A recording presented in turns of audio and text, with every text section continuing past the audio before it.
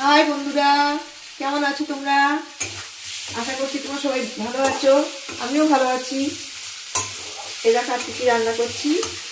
কালকে দুধ দিয়ে গেছে, আমার মেয়ে দুধটা খায়নি, সেই 3 পোয়া দুধ দিয়ে ছানা করেছি। ছানাটা করে এখনই ছানাটা কাটলাম। ছানাটা করে একটু পিস পিস করে কেটে পনির করে দিই, কিন্তু পনির না, ছানাটা পিস পিস করে কেটে ভেজে এরকম সাইজ করে আমার মেয়ে সাইজ করে দিয়েছে। টাইট করে ওর মধ্যে মাখার মধ্যে একটু বেসন দিয়েছি টাইট করার জন্য, দিয়ে মেখে আলু দিয়ে রান্না মতন করছি। পেঁয়াজ দিয়েছি, কারণ আমার মেয়ে সব খেতে ভালোবাসে। রসুন পেঁয়াজ আদা সব দিয়েছি। কাজ তোমাদের গন্ধটা নেওয়াতে পর আদা খুব সুন্দর সেন্ট হচ্ছে। তোমাদের রেসিপিতে চাও কোনোদিন বলো, তাহলে তোমাদের করে দেখাবো, খুব ভালো হয় খেতে এটা। আদা রসুন পেঁয়াজটা বেটে দিই, আদা আর রসুন আর জিরে আর পেঁয়াজটা গোল গোল করে কেটে পাতলা পাতলা করে তেলে লাল করে ভাজি, ব্যাস এই। আর পেঁয়াজটা খুব সামান্য, একটু বেশি না। এই কষা হয়ে